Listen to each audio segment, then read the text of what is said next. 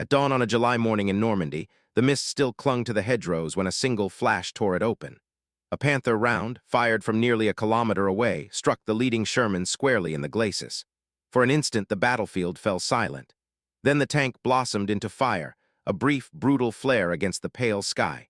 To the men who witnessed it, the destruction felt almost surgical, as if the German gun had chosen its victim with deliberate precision. American infantry scattered along the roadside could do little but watch. The Sherman's turret hatch slammed open, and the crew scrambled out, coughing through the smoke that curled around them. Their boots struck the earth only seconds before the ammunition inside began to cook, sending thin shards of steel whispering across the field. For the soldiers on the ground, it was a familiar ritual. The tank burns, the men run, and the war moves on. But each escape carried the weight of all the times others had not been as fortunate. Above them, the Panther remained motionless on a gentle rise, its silhouette sharpened by the rising light. There was no roar, no triumphant gesture, only the stillness of a machine built to dominate at distance. In its quiet presence, American crews recognized a predator fully in command of its territory. And yet this deadly contrast only deepened the mystery that would haunt Allied tank forces for decades.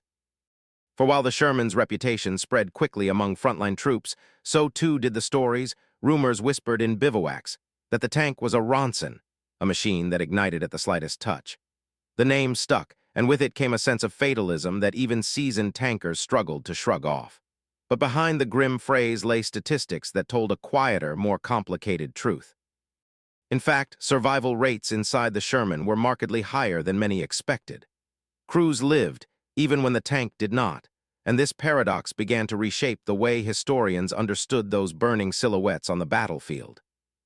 Yet another question lingered in the minds of veterans.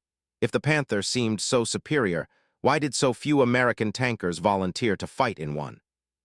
And in the days ahead, that question would lead to an answer far stranger than any rumor. By the winter of 1944, British newspapers had already shaped a legend that was difficult to dislodge.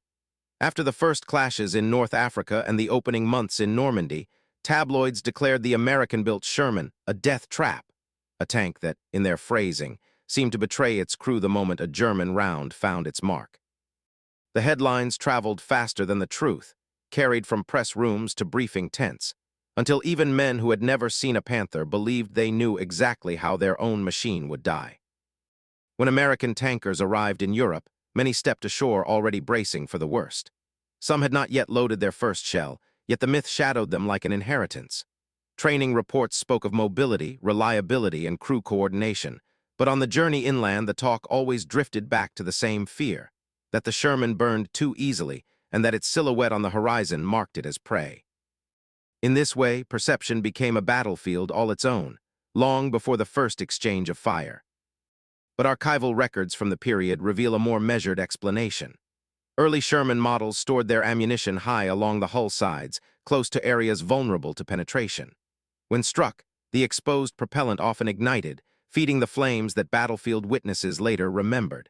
It was not a flaw of steel or engine or intent, but of stowage, solved quietly and effectively once crews adopted water-jacketed, wet storage bins. The tank did not change. The myth, however, refused to yield. One survivor, interviewed years after the war, described the shock of the first hit, the deafening crack, the sudden darkness, the instinctive lunge for the hatch. And then, in his words, the astonishment of still being alive. The tank was lost, but the men were not, an outcome more common than the headlines suggested. Across the lines, Panther crews lived with a different kind of fear. When their tanks caught fire, often from drivetrain failures or engine backfires, the tight interior and complex transmission turned minutes into seconds. Many found themselves trapped inside machines admired for their armor but unforgiving in their design. Here, the first inversion begins to take shape. Survivability, it seems, was never merely a measure of thickness or firepower, but of the choices built into a machine's soul. And ahead, those choices would collide with the realities of combat in ways few tankers anticipated. To the men who first encountered it, the Panther appeared as Germany's answer to every battlefield uncertainty, a machine forged with mathematical precision and unveiled with theatrical intent. Its sloped armor deflect D rounds that would have shattered lesser plates. Its 75 high-velocity gun reached with a sharpness unmatched in its class. Even at rest, the tank seemed coiled, as if engineered not merely to fight but to dominate. In these early impressions, the seeds of its legend found fertile ground. On the battlefield, its presence carried a weight out of proportion to its actual numbers. A single Panther, positioned well, could delay entire formations. Reports from the front described engagements where American or British units altered their routes simply to avoid a silhouette glimpsed on a distant rise.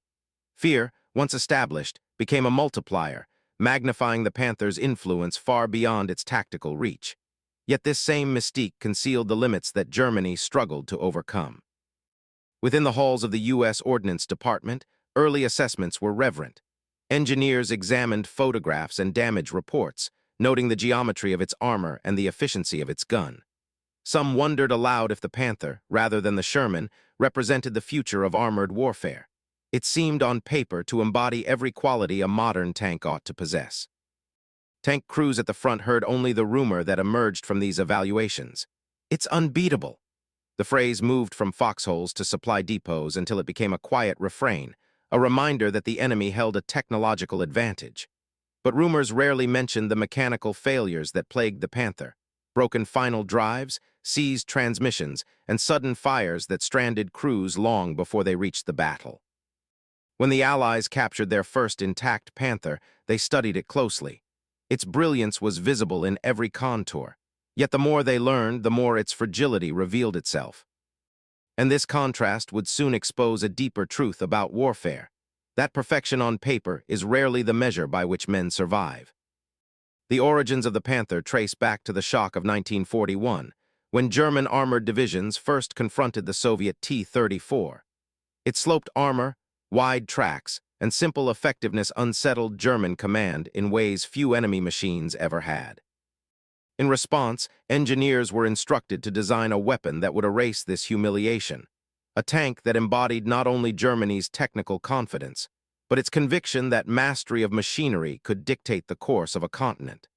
Thus, the Panther began not as an abstract project, but as an answer to a single moment of military surprise. As the design took shape, a belief settled over the upper ranks of the Wehrmacht that exceptional engineering could compensate for deteriorating conditions on every front.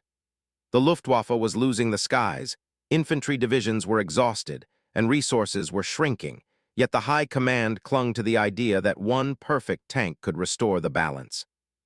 In meetings and memoranda, the Panther was spoken of less as a vehicle and more as a remedy, an instrument of restoration at a time when strategy and logistics were steadily collapsing around them. Much of this optimism centered on a single component: the KWK-42, the Panther's long-barreled 75mm gun. With extraordinary muzzle velocity and consistent accuracy at ranges exceeding 1,500 meters, it could pierce most Allied armor before opposing crews even realized they had been targeted. In trials, its penetrative power appeared almost absolute. For a military leadership accustomed to relying on precision engineering as a form of national identity, this gun became a symbol of reassurance, a reminder that technical superiority still belonged to Germany. But as the design matured, political pressure began to warp the project. Hitler, captivated by the idea of producing an invincible machine, intervened repeatedly. He demanded thicker armor, steeper angles, and new capabilities that stretched manufacturing tolerances to their limits.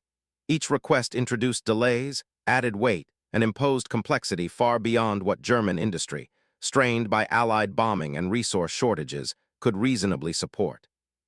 The Panther grew more powerful, but also more fragile, the result of ambition untethered from practicality.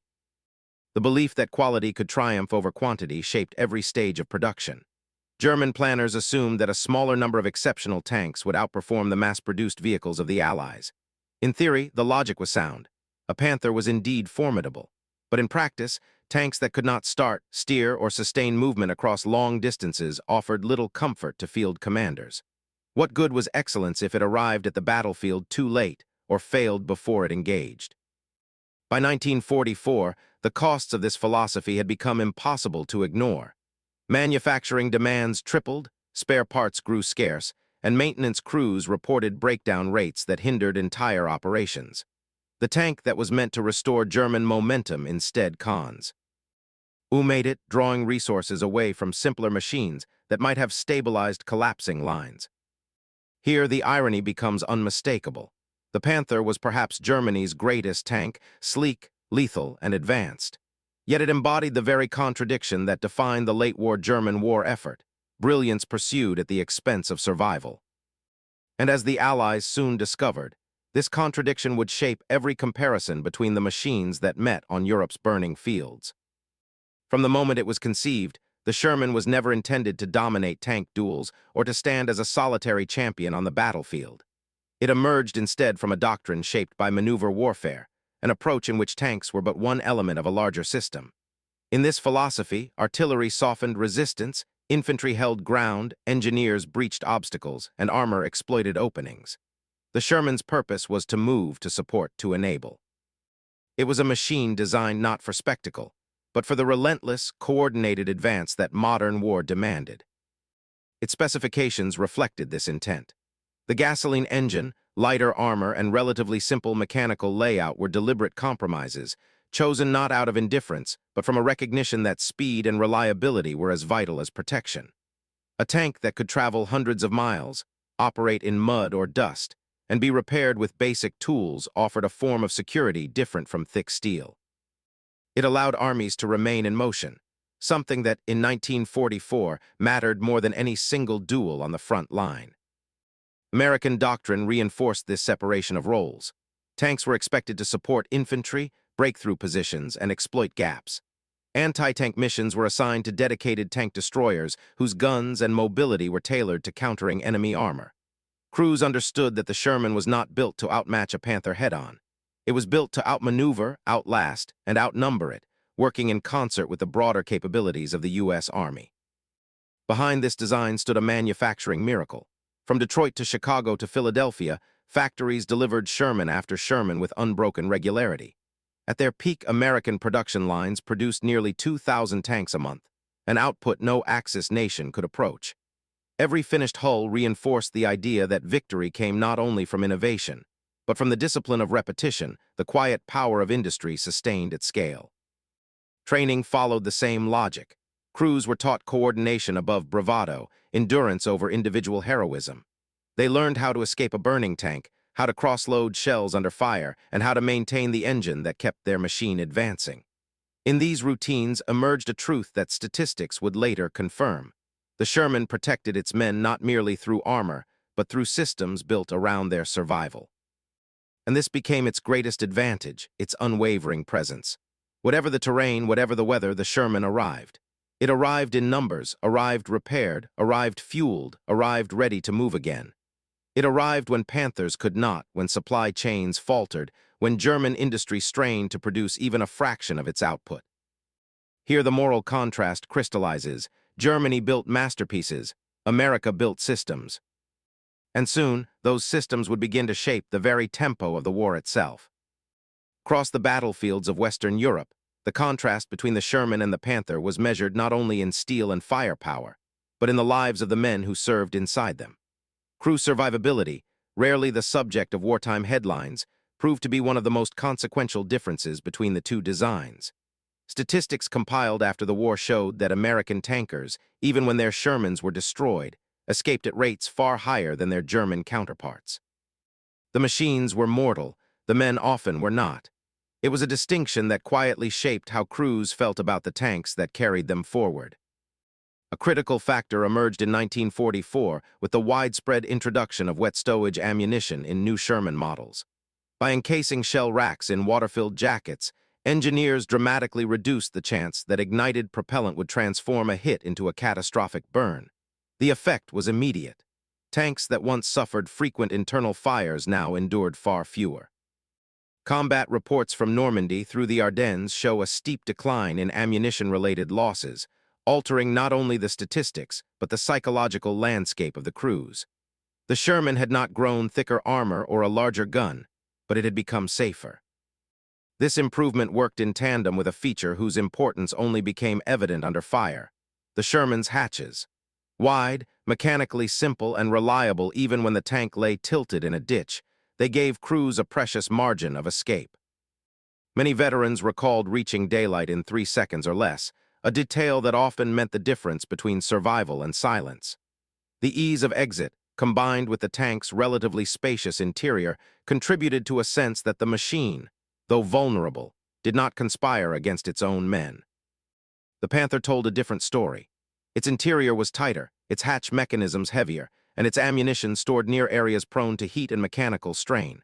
When fires did start, often triggered not by enemy shells but by drivetrain failures or backfires, the tank filled with smoke in seconds.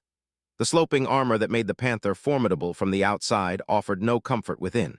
Its angles created recesses where flames pooled and fumes collected. Crews frequently struggled to escape, pinned by stiff fittings or trapped by the tank's own weight as it tilted in rough terrain.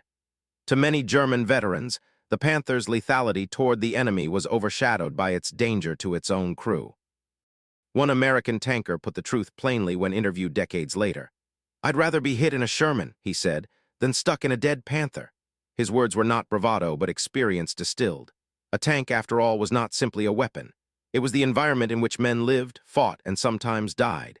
Inside those steel walls, small differences in layout, maintenance, and design became matters of profound consequence. Technical analyses performed after the war confirmed what the crews had sensed intuitively. Fire risk was not determined solely by fuel type, gasoline or diesel, but by a constellation of factors: ammunition placement, ventilation, escape routes, and the mechanical reliability that dictated whether a tank failed gracefully or catastrophically. Each decision made at the drafting table echoed in the lives that depended upon it. And here the narrator's reflection gains clarity. For all the debates about armor thickness and muzzle velocity, survival was the measure that shaped loyalty. And ahead, as the war intensified, that loyalty would begin to influence how armies fought, and how nations judged the machines that carried them into battle. When the Panther first appeared in open country, its strength seemed undeniable. On wide fields where distance became a weapon, its long-range firepower defined the rhythm of battle. The KWK-42 gun reached across kilometers with a flat trajectory that startled even experienced Allied crews. From hull-down positions, Panthers struck before their opponents could close the gap, transforming the landscape into a geometry of advantages where the German tank appeared almost untouchable. In these moments, the Panther fulfilled every expectation set at its creation: sleek, lethal, and seemingly beyond challenge in the terrain for which it had been designed. Yet the war seldom provided such ideal conditions. The Panther's first major test came at Kursk in the summer of 1943, a battle fought not on clean fields, but across harsh ground churned by artillery and lined with minefields. Many early Panthers never reached the front line at all. Their engines overheated during the approach, transmissions seized, and final drives tore themselves apart under the strain of weight and hurried production. Even before contact with Soviet armor, dozens lay smoldering or inert, victims not of enemy fire but of their own mechanical fragility. The battlefield they were meant to shape had already outpaced them. By 1944, the terrain of Normandy presented its own trial. The hedgerows, steep embankments, and narrow farm lanes demanded tight turns and sudden gear shifts, conditions for which the Panther's drivetrain was poorly suited. Transmissions failed under the uneven loads, engines stalled while cresting concealed rises, and cooling systems struggled in the slow, tortuous movements required by bocage fighting. German technical reports from the period read less like assessments of a superior weapon and more like a catalog of avoidable misfortunes. The Panther could dominate open fields, but open fields were rare in France. Logistics deepened the struggle. Each Panther consumed vast resources, complex spare parts, skilled mechanics, and fuel that Germany no longer possessed in abundance. Supply lines stretched thin across retreating fronts, and armored units often received their tanks unfueled, untested, or assigned to crews with minimal training. The tank that promised to reverse the tide of war arrived at the battlefield diminished by the very system meant to support it. German officers recorded with frustration that many newly delivered Panthers were immobile within days, unable to march, unable to fight, unable even to withdraw. These strains produced a pattern that repeated across campaigns. By late 1944, commanders routinely reported that half of all Panther losses were non-combat in origin. The number varied by unit and season, but the trend remained unmistakable: mechanic. Al Death claimed as many machines as enemy fire. Entire companies shrank without ever engaging the Allies, their vehicles scattered across roadsides and forests as hulks without scars. Machines undone not by superior firepower, but by the quiet erosion of reliability. Such losses carried a particular weight, for they revealed a truth that no amount of engineering brilliance could obscure. American tank crews learned to read these signs. Moving through newly captured villages or across the edges of retreating German lines, they often found Panthers abandoned rather than destroyed. Some sat with turret hatches open, tools scattered beside them as if their crews had tried one last repair before slipping away. Others bore the marks of self-destruction, charges placed by their own men to prevent capture. To Allied observers, these wrecks stood as evidence of a contradiction. A tank revered for its power, yet regularly defeated by its own complexity. In time, understanding gave way to a broader revelation. A tank, no matter how advanced, was only as effective as the system that kept it moving. Firepower mattered, armor mattered, but mobility was the condition upon which all else depended. A machine that could not reach the battle, or could not remain in it, had already surrendered its purpose. The Panthers' struggle was not merely a technical one. It reflected the shrinking capacity of a nation fighting a war it no longer had the strength to sustain. And as the Allies pressed forward, they began to recognize an emerging pattern that would define the remainder of the conflict. The side that kept its machines running would shape the battlefield more decisively than the side that built the most impressive ones. And ahead, this realization would force a confrontation between doctrine, industry, and the unforgiving arithmetic of modern war. When German lines collapsed in Normandy and again during the retreat from the Ardennes, American units encountered something unusual amid the abandoned guns and shattered vehicles. Panthers left almost perfectly intact. Their engines were silent, their hulls unscarred, and their long 75 barrels still clean enough to reflect the morning light. To the men who had spent months fighting these machines from a distance, the chance to examine one up close felt almost like discovering the bones of a predator. And in several cases, commanders ordered the tanks recovered. If the Panther was as formidable as rumor claimed, perhaps it could be turned against its former masters. But the hope lasted only minutes. Mechanics and tank crews assigned to test the captured machines reported that the Panther's fragility revealed itself almost immediately. Engines stalled after short movements. Transmissions slipped or jammed when shifted too abruptly. What looked elegant from the outside proved temperamental within. Even seasoned American operators, accustomed to the straightforward systems of the Sherman, found themselves struggling with components that demanded meticulous handling and constant adjustment. The mechanical promise of the Panther, so impressive on paper, faltered under the touch of unfamiliar hands. The transmission in particular became a frequent point of failure. Designed for precision more than durability, it required a finesse that few Allied crews possessed and fewer battle conditions allowed. A single misaligned shift could crack gears or seize the unit entirely, rendering the tank immobilized before it had even reached a firing position. To American crews, this was more than an inconvenience. It was a hazard. A machine that could betray them with a single mistake was not a prize. It was a risk no veteran tanker could justify. Fuel presented another obstacle. The Panther required high-grade fuel that the overstretched German network struggled to provide even to its own units. American supply depots, optimized for their own armored fleets, had no interest in stocking the refined fuel the Panther demanded. The Sherman, by contrast, could operate on multiple fuel types and was supported by a robust logistical chain that stretched from the beaches of Normandy to the front lines. A tank that depended on a special fuel became, in effect, a hostage to scarcity. Spare parts posed an even harsher limitation. Not a single American depot carried components for German tanks, nor were they likely to begin doing so.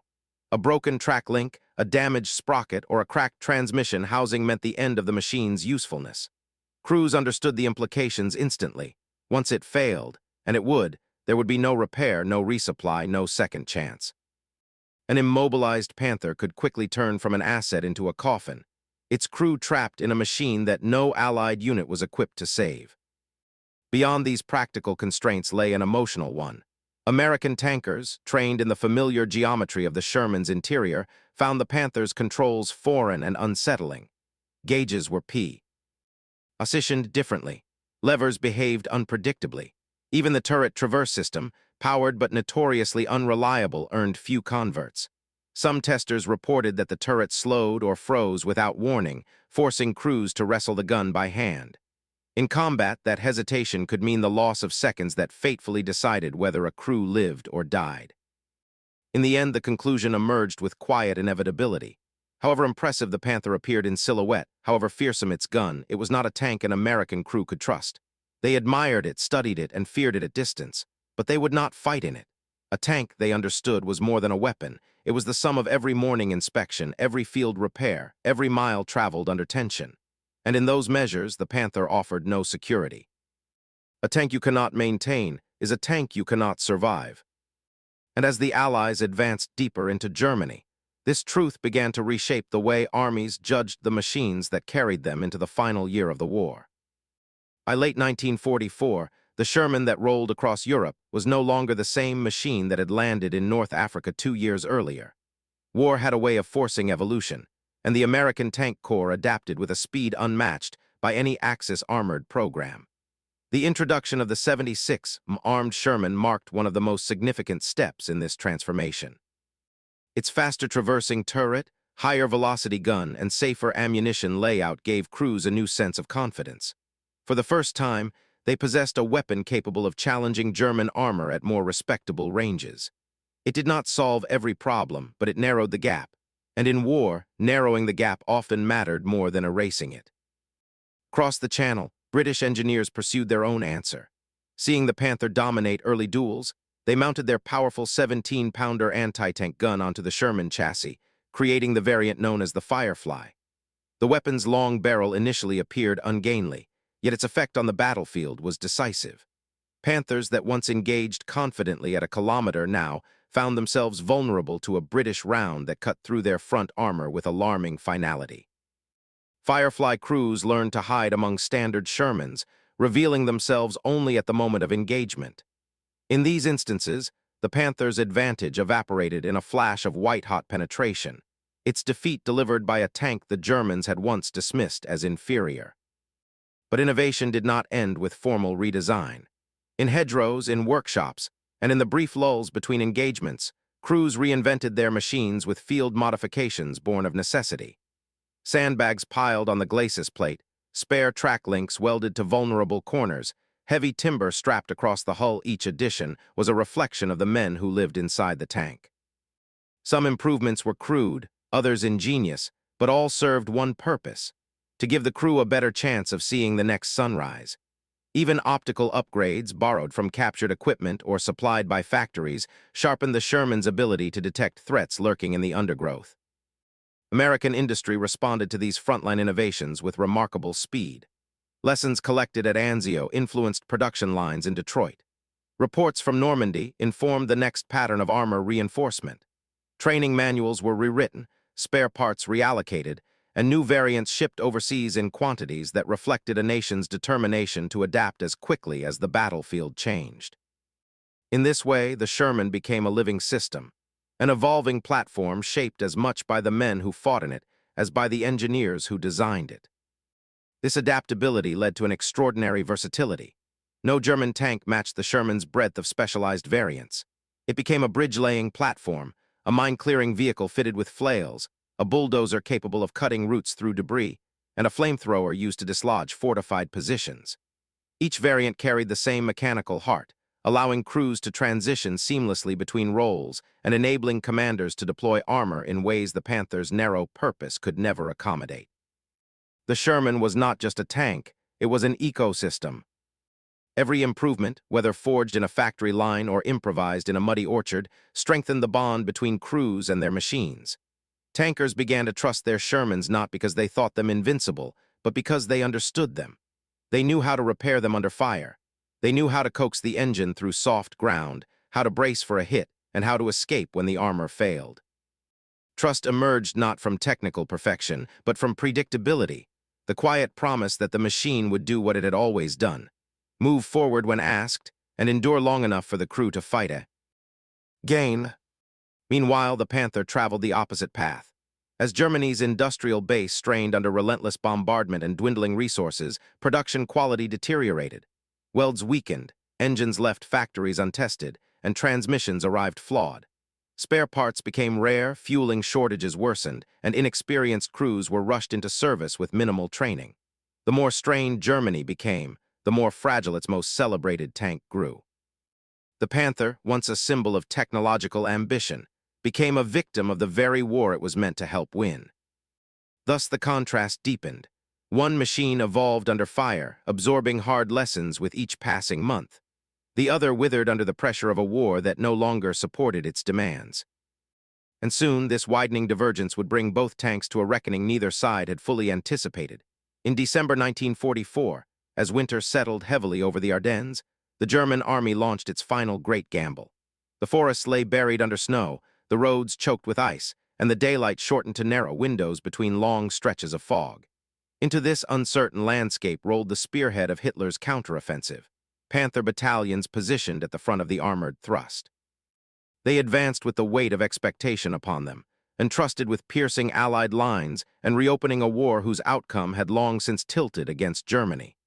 Their silhouettes, dark against the winter haze, carried a symbolic force that echoed the ambitions of the offensive itself. The Shermans that moved to intercept them did so under conditions no planner would have chosen. Visibility collapsed to mere yards, snow muted the senses, and the dense forest reduced maneuvering to a crawl. The battlefield was stripped of the long lines of sight where the Panther typically excelled. Engagements that might once have taken place at 1,000 meters were now fought at 50, in fleeting glimpses between trees. The advantage of the German gun, so dominant across open fields, dissolved into the close-range uncertainty of winter combat. What emerged instead was a contest of reflexes, terrain familiarity, and mechanical resilience. In this environment, the Panther's great strengths became liabilities. Its long gun, designed for distant duels, struck tree trunks before it found targets. Its wide-turning radius struggled in narrow lanes, forcing crews to back up repeatedly just to change direction.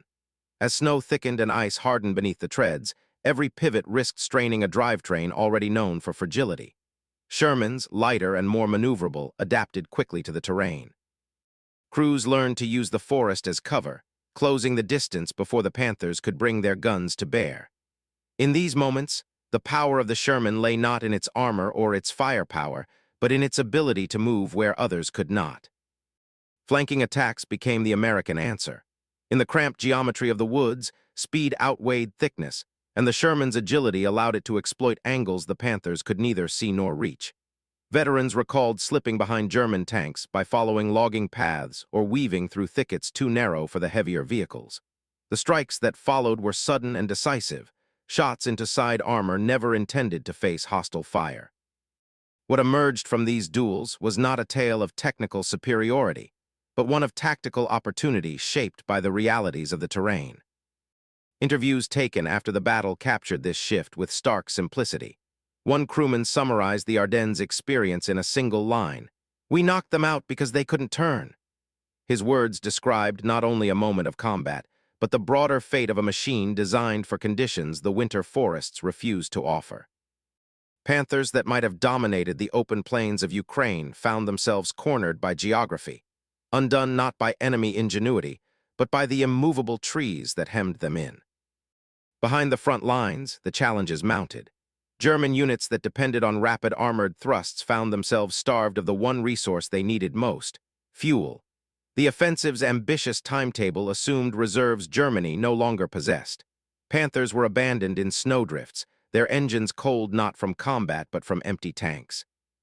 Other vehicles froze in place as temperatures dropped overnight, their engines cracking from inadequate antifreeze or stalled by worn parts that had not been replaced in months.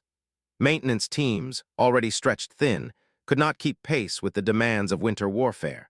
Machines that were meant to surge forward became immobile monuments to a strategy collapsing under its own weight. These failures compounded until the Panthers' presence on the battlefield seemed increasingly symbolic, impressive at a glance, but hollow upon closer examination. The Shermans that opposed them, meanwhile, continued to move, refuel, and repair. American supply lines stretched securely across France, delivering the fuel, parts, and replacements necessary to sustain momentum. Each Sherman lost was soon replaced. Each one damaged was swiftly repaired.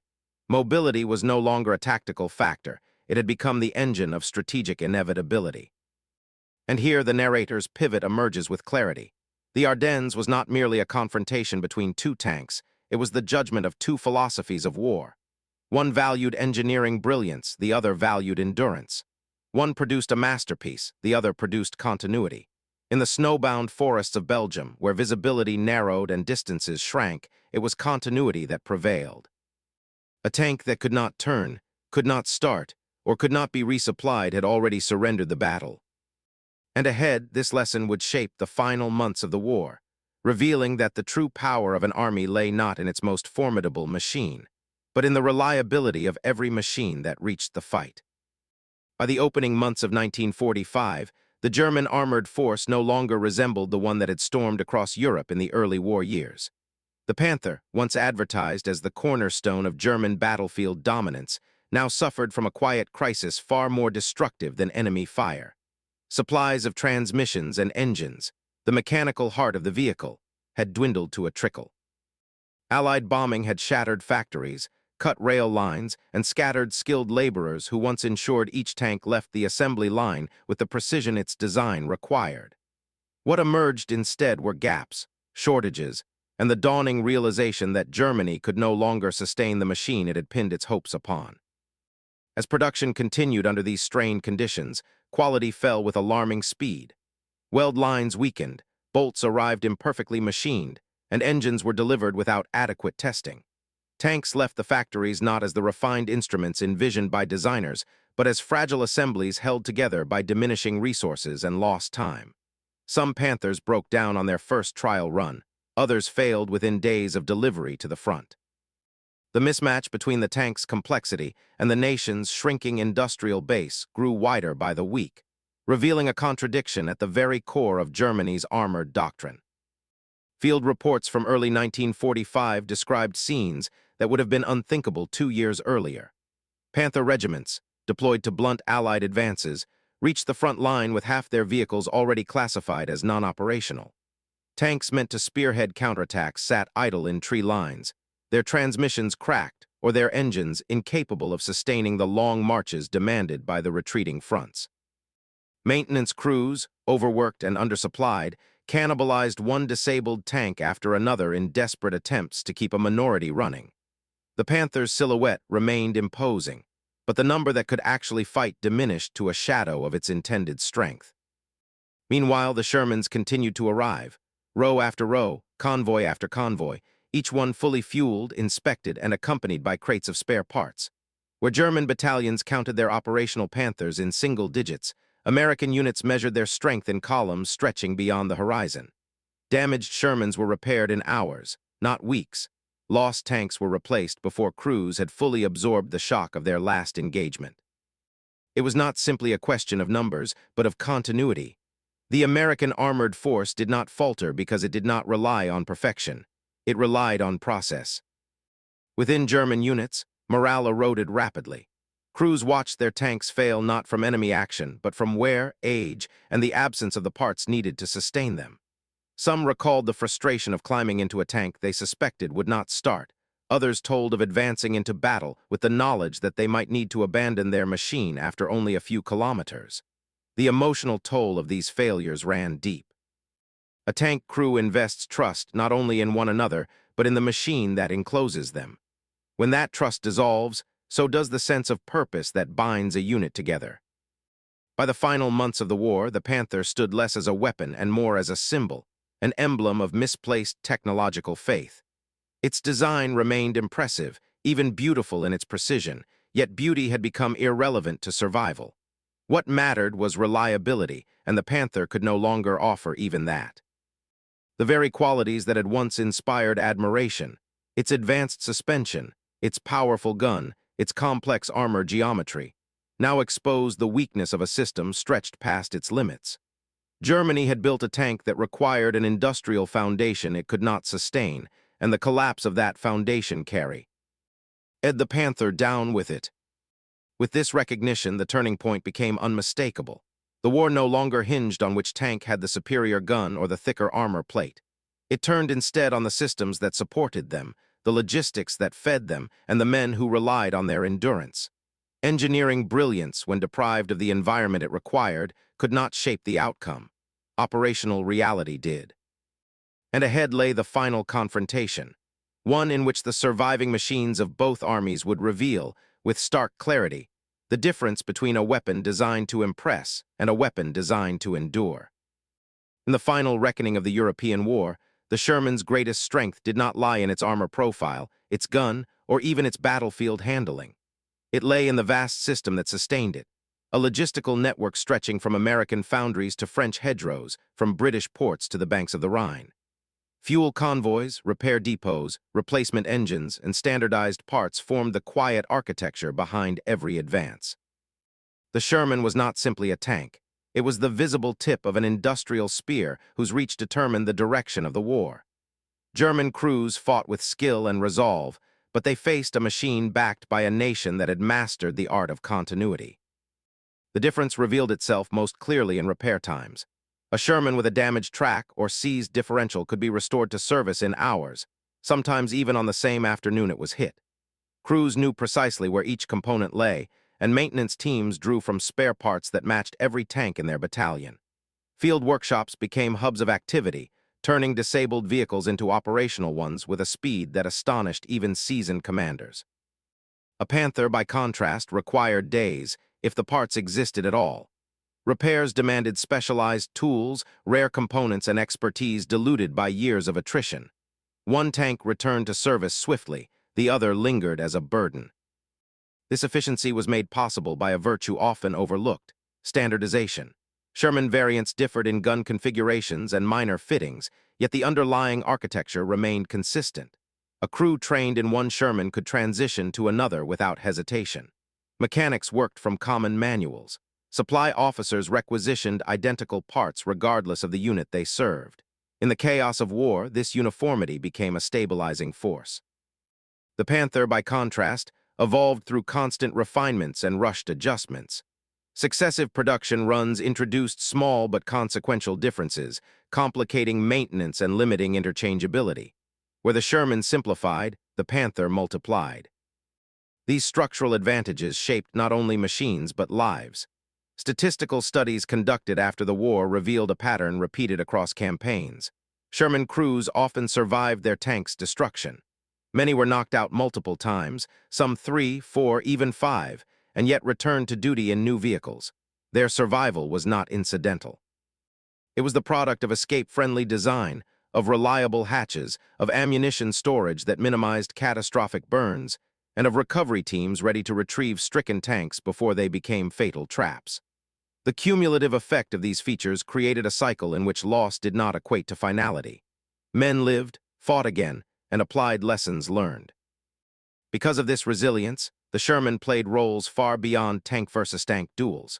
It accompanied infantry through bocage fighting, supported engineers in river crossings, and pushed into urban centers where armor and infantry moved as a single organism. In exploitation phases, when momentum mattered more than armor, the Sherman's speed and reliability allowed it to surge ahead, slicing through weakened lines before the enemy could regroup.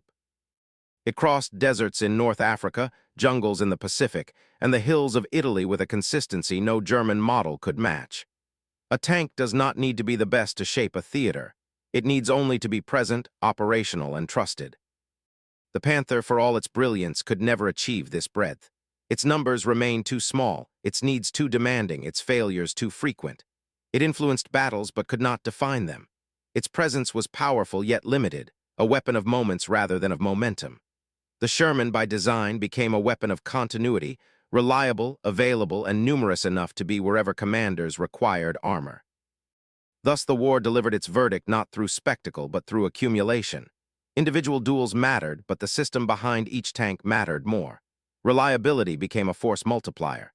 Logistics became a form of strategy. And in the steady rhythm of operations sustained day after day, the Sherman revealed its true nature, a machine whose strength lay not in triumph over a single enemy tank, but in its capacity to endure across continents and campaigns. The lesson emerged with quiet inevitability. In modern war, reliability is not merely a virtue, it is a weapon. And as the conflict entered its final months, that weapon would prove decisive in ways the world had not yet fully understood.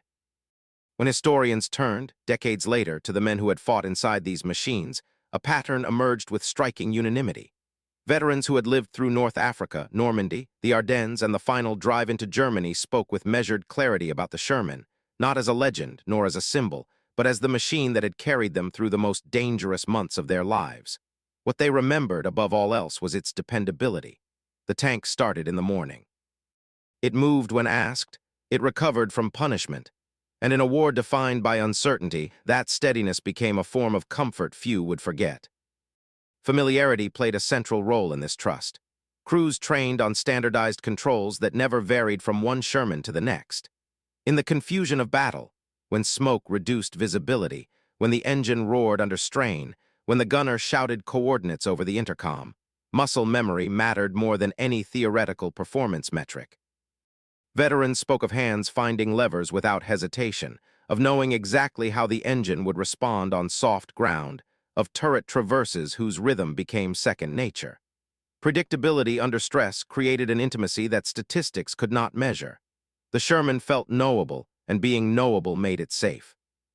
Captured Panthers, by contrast, lingered in memory for different reasons. Crews described them with intellectual admiration and personal wariness. Many had examined them after the battle, heavy armor plates, intricately designed suspension, and a main gun that inspired immediate respect. Yet when asked if they would have fought in one, the answer was almost always the same: no.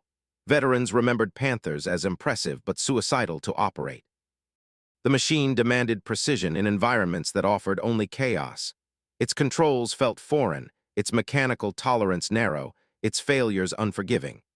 In combat, admiration offered little comfort to men who needed reliability more than aesthetic brilliance. Mobility remained the value most frequently praised. Sherman drivers often recalled moments when maneuverability mattered far more than armor thickness or raw firepower. A quick turn down a narrow lane, a sudden reverse to dodge an incoming round, a sprint across open ground before an ambush tightened. These instinctive movements saved lives. Veterans knew that a tank's greatest defense was not the steel surrounding them, but the space they could create between themselves and danger. The Sherman allowed them to create that space. The Panther, heavy and stiff, often could not. Beneath these practical considerations lay a quieter emotional truth, spoken cautiously, sometimes reluctantly, but with unmistakable sincerity. For many crews, a tank was not a trophy or a technical achievement. It was a home. Inside its steel walls, they ate, slept, planned, argued, and waited. The tank became an extension of the crew's identity, a shared space of danger and safety intertwined. Veterans spoke of the Sherman's interior with the fondness one might reserve for a cramped childhood room. The worn seats, the familiar smell of oil and canvas, the way sunlight filtered through the open hatch during brief moments of calm. These were not reflections of nostalgia. They were recollections of survival. The Panther, in this sense, remained distant, admired only from the outside. Its sharp angles and imposing presence inspired respect, even awe. But it never offered the emotional shelter that crews found in the Sherman. It was a machine to study, not to trust. A machine to fear, not to inhabit. Its beauty belonged to engineers and historians. Its burden belonged to the men who served inside it, and for many of them, that burden had been heavy indeed. Thus the veterans' verdict formed gradually, not from post-war analysis, but from the memories that endured when everything else faded. Preference did not arise from myth or propaganda, nor from national loyalty. It emerged from lived experience, from hours spent repairing transmissions, from nights spent listening to engines idle in the dark, from mornings when survival hinged on whether the tank would start. The Sherman earned devotion not because it promised invincibility, but because it fulfilled the simplest and most profound requirement of war. It brought its crew home more often than it left them behind. And in these reflections lies the deeper truth that would guide the final chapters of the story. The recognition that the machines men love are not the most perfect, but the most faithful. In the years after the war, when the noise of battle had faded and chives began to open, historians returned to the enduring myths that had shaped public memory. Chief among them was the belief that the Sherman had been a death trap, a phrase born in wartime rumor and sustained by the haunting images of burning tanks on European fields. Yet as researchers sifted through casualty reports, unit diaries, and post-action surveys, a different story took form. The myths remained vivid, but the numbers that supported them dissolved under scrutiny. Data provided the first quiet correction. When statisticians compared survival rates across all major engagements, a pattern emerged. Sherman crews were significantly more likely to escape a penetrated vehicle than their German counterparts. The spacious interior, the reliable hatches, the wet stowage ammunition, these features combined to create an environment in which the destruction of the machine did not automatically dictate the death of its crew. Even tanks lost repeatedly in combat often preserved the lives of the men inside them. The Sherman had burned, yes, but it had also opened its doors. The Panther, meanwhile, retained a reputation defined by fear and silhouette. Its imposing shape and long gun had imprinted themselves on Allied memory. Veterans continued to speak of it with respect, and battlefield photographs reinforced the notion of a tank's superior in every meaningful way. Yet the same archival work that revived the Sherman's reputation also revealed the Panther's hidden vulnerabilities. Mechanical breakdowns accounted for nearly half of its losses. Fires ignited by drivetrain failures, not enemy shells, trapped its crews. Where perception had once emphasized its invincibility, the record now showed fragility beneath the armor. As the fog of myth lifted, the Sherman's legacy expanded beyond its wartime achievements. Dozens of nations adopted variants, and many incorporated lessons drawn directly from its design philosophy: ease of maintenance, logistical commonality, and crew-centered survivability. These principles shaped Cold War armored doctrine and influenced generations of tanks that followed.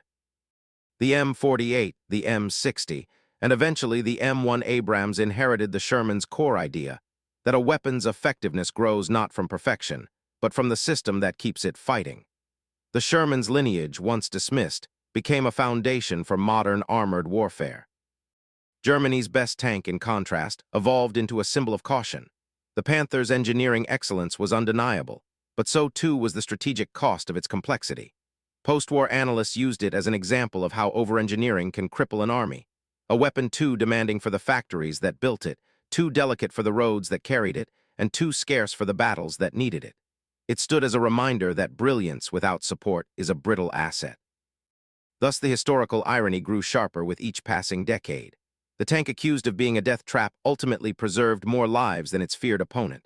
The tank praised for dominance became a monument to an ideal that could not withstand the pressures of total war. In the measured tone of post-war scholarship, the verdict was not emotional but structural. The Sherman had won not only through numbers, but through design choices that placed function above spectacle and survival above myth. And as historians traced the implications of these choices across the development of armored warfare, they recognized a truth as clear as it was unexpected. The story of the Sherman was never about what it lacked, but about what it offered. And ahead, in the final chapter, this truth would deepen into the ultimate irony that defined the legacy of both machines. In the closing study of these two machines, clarity emerges with the quiet force that only hindsight can provide. The Sherman was never invincible. It could be outgunned, out-armored, and in certain duels outmatched. Yet in the long, grinding months of the war, across deserts, forests, and ruined cities, it did what mattered most. It remained dependable when nothing else was. It carried its crews forward, absorbed the strain of operations, and endured the punishment of a conflict that tested machines as severely as it tested men. In this dependability lay its true power. Crews came to trust the Sherman not because it was flawless, but because it forgave the imperfections of battle. A misjudged gear shift did not destroy its transmission. A cold morning did not freeze its engine. A sudden hit did not seal its hatches. Again and again, the Sherman offered its men a chance to recover from the mistakes that war imposes on every soldier. This forgiveness, rare among machines designed for destruction, created a bond that survived long after the fighting ended. The Panther, for all its elegance and lethal capability, could not offer the same assurance. It dazzled engineers, inspired fear, and filled manuals with specifications that appeared decisis. On paper, yet when its crews needed it most, when fuel ran low, when engines failed, when terrain demanded flexibility, it often left them standing beside a silent machine. A tank exists not in theory but in consequence, and the Panther's consequences too often fell upon the men inside it. War rewards the tank that can fight today, not the one that promises superiority tomorrow. The Sherman, with its standardized parts and unyielding logistics, fought every day it was asked to. It arrived. It endured. It returned. The Panther, brilliant yet brittle, struggled to meet the same demand, and in that struggle lay the measure of both machines. As the decades passed, the myth of the Sherman as a death trap faded, replaced by the steadier truth carried in the memories of the men who survived because of it. Their testimony reveals a final, enduring lesson. In war, survival defines loyalty far more deeply than armor thickness or muzzle velocity. They called it a death trap once, but the men who lived inside it knew better.